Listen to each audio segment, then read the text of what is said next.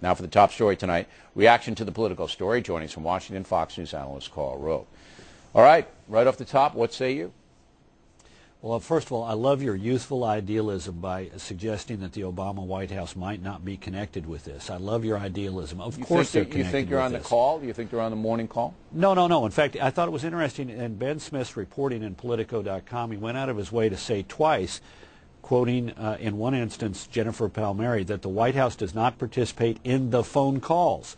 But that begs the question of, do the officials at CAP, John Podesta's operation, have conversations about these calls in advance of them or after them with members of the White House staff? And think about the juxtaposition of the timing. It's at 8:45 in the morning is when these intimidation calls take place.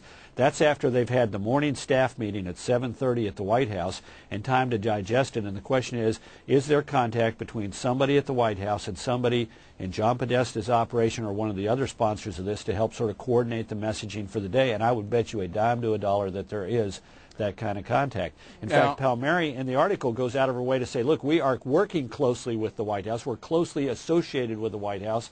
And one of our entities, Americans United for Change, exists for the purpose of running television ads in support of the administration's policies. And she pointed to Podesta's role as head of the Obama transition. Okay. I'm not going to argue with that, but I think that there's a big risk for President Obama if he is found to be in coordination, as Richard Nixon was, with dirty tricks people. And these people they will do anything. They will smear, they will defame, they'll do anything at all. They'll hack. I thought it was. They'll do anything. I thought it was very interesting. The tone of the article. It was not. We exist for the purpose of advocating our ideas. No. It's destroying. In a debate. Absolutely. We're going after the people who disagree with us. And she went out of her way to then give two examples of where they went after people who had the temerity to have an opinion different than theirs. And that is, that's sort of vaguely fascist in its attitude. Well, this is what happened in Watergate. This was the whole Watergate thing, that the Nixon White House used its power to go after the Nixon's enemies list and all of this.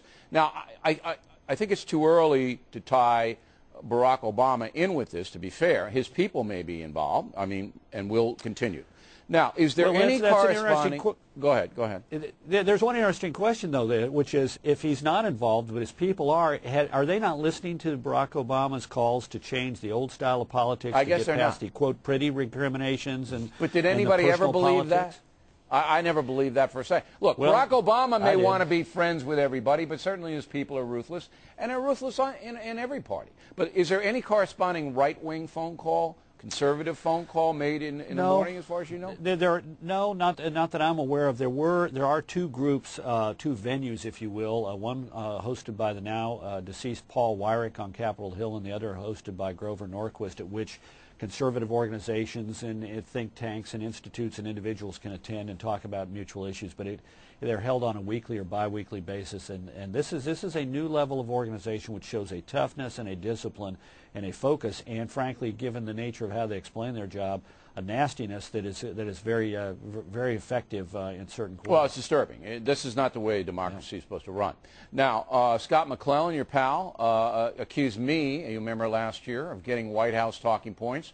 And was there anything like this while you were in the White House, Mr. Rove? Was Scott McClellan coordinating talking points? Of course, I never received anything from you guys, and I couldn't even get a call back most of the time from you guys. Well, every White House for decades has put out talking points to advocates and surrogates about their policies. That's to be expected. In fact, the press wants to know what your arguments are. Why didn't you send me? Well, I never got anything from you. You guys didn't. Well, you're an independent-minded guy, and they probably knew that they couldn't affect that I you. would but mock on the other hand, it might have just been incompetence on the part of Scott McClellan. No, I think he's afraid that I would mock him. All right, so every White House does send out talking points and things to people they deem to be on their side. That's not unusual. That's always happened, correct? Sure. Now, well, and on the issues, you bet. In fact, with the Internet has made it easy to put those things up on the website so that people can download them themselves. You don't just need to push them out a piece of paper. Now, in the Bush White House, did you guys ever threaten anybody that disagreed with you? Because there were legion. Did you threaten anybody? Not that I recall, but I mean, I can tell you for darn certain we didn't go after him, as this woman boasted in the Politico piece. She boasted about how they went out and slimed a couple of people.